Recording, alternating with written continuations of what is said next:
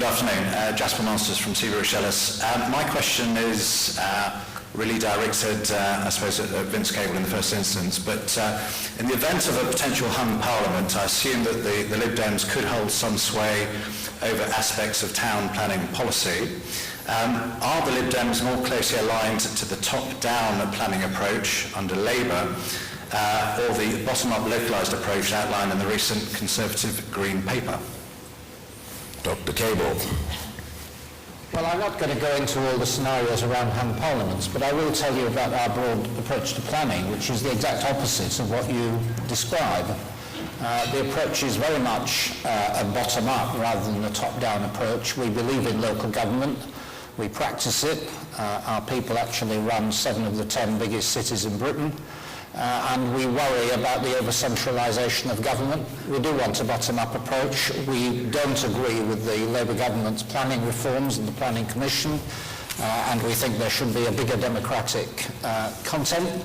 And we would like to have a stronger appeal system for third parties. And as a local MP, I'm very conscious of the way in which the planning system often overrides very legitimate local objections. So I suspect simply in the narrow context of your question, I'm probably closer to John Gummer here than I am to the Labour Party. John, do you recognise those views that you sympathise? Well, yes, I think in many of those ways. I mean, I'm deeply opposed to third-party appeals. I think that would be a disaster. As a matter of fact, I do disagree with Vince on that, and even the very limited proposals that we've made I don't agree with. And the reason is this, that I think we have to remember what planning is. It's an imposition on the owner of the property. It's a necessary imposition, it's a necessary part of it, but if you believe in property ownership, then you really must accept that the person who owns the property has the right to appeal where that is accorded, but it's a different right from a third party, because a third party is represented, or ought to be represented, by proper local democracy. So where Vince and I come together is that we need to have much more power for the locality to make decisions. I object to those comments in the House of Commons by the Labour Party, attacking both the Liberal Democrats and the Conservatives, by saying that if local people had their say, then nothing would happen. It would just stop. Well, frankly, if that's the attitude, then we will never have democracy in this country. It will always be something that is dictated by people who know better than ourselves. My own view is that if you make the locality have the benefit of development, which they don't have at the moment, and we don't need to go into a long history about why that is, and the idea is that the locality that agrees to a development would keep over and above anything else, would keep the business rate and the local council tax for that development for a period of 6 years, which I hope will go to 10, then at least people have a balance. And I suspect that in these tough times, people will be willing to try to get development where that's right, but at the same time they'll stand up when development is wrong, and that balance is a local balance and ought to be local. Simon Milton, do you detect any major differences between the parties on planning? Well, I think you've heard that there are very significant differences, and it really boils down to whether you should have a system which is rebalanced towards a greater local determination, or continue with the top-down system where everything flows from national policy statements and then everybody else has to, in a sense, comply upwards. So there is a very significant difference, but and I think the recent Conservative Planning Green Paper is very radical and sets out some important principles. Firstly, this rebalancing towards localism, which I support. Secondly, the presumption in favour of sustainable development, which again I support. There is a lot of detail that needs to be ironed out under those principles, and I agree with John Gummer that there is a hell of a lot of detail that needs to be gone through on issues like third-party appeals, if they are not to detract from that other key principle I mentioned, which is the presumption in favour of sustainable development. Tristram Hunt.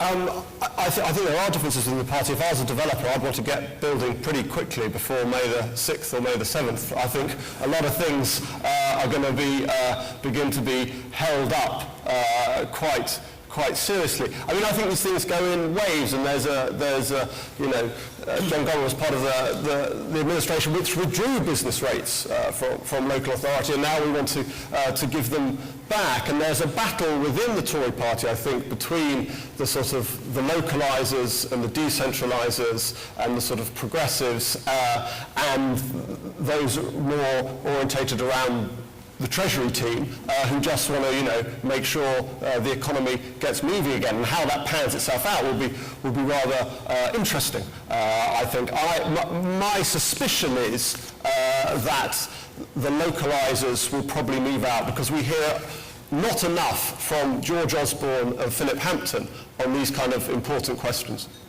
Vince, everyone in this hall wants the planning process streamlined, brought somehow into the modern world. Things can happen quicker, the cherished projects can go ahead, but how can that be made to happen without the possibility of the most awful mistakes which cannot be rectified being made? Well, you've set out the dilemma in your question. I mean, what frustrates developers, which I do have some sympathy, is with when planning applications take an enormously long time because of very prolonged and highly legalistic inquiries. I was opposed to the expansion of Heathrow for a mixture of local and general environmental considerations, but there's no justification having 10 years of procrastination. So I think that is the issue. It's about making decisions clearly and decisively, but making the right ones. And you have to have checks and balances. And there has to be, as John said earlier, local opinion has to be properly integrated within the planning system. But if the weight of local opinion is not in my backyard, nothing would ever get done. Yeah? Well, I'm not sure that's true. I think if you get the proper balance so that people do get some real benefit from agreeing to growth, then that will happen, and it's why I want to change it. I agree with them. So I think there are some very simple things that could be done. For example, I do not understand why in big planning decisions we have to wait for 3 years while somebody writes an enormous document about it. It seems to me that we ought to have a system whereby the inspector, having heard the whole thing, actually makes an announcement and says, this is what I have decided. There may be 3 particular points I want to draw attention to, but that is it. And I remember that was the suggestion, actually, on the Heathrow proposal. It was suggested by the man who was made the inspector. But I was the Secretary of State at the time, and I never heard about that suggestion.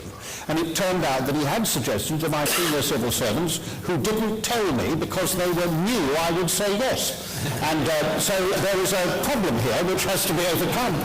And the second thing, which is very easy, I think, is that you need to have the inspector being able, as he is to some extent, but not sufficiently, to say, frankly, if you're going to come and tell me the same thing under different hats, I am going to say that that particular issue has now been covered. You really can't come back as the green operation, the National Association of this, that and the others. There is a reasonable amount of statement. Now that can shorten things, and there are ways of shortening the situation. The other thing is, we've really got to have a position in which we do the work on the plan, and if your proposal is in accordance with the local plan, then there really is automatic agreement. Yes, details about the design and the other things, but you do not have a situation of hanging about when people actually argue about something that has already been decided because the plan has already been decided. So there are ways of improving this system, but you cannot in the end have a system which is both democratic and very fast. The only country that does it is the French, and they have learned that bribery is the third possibility.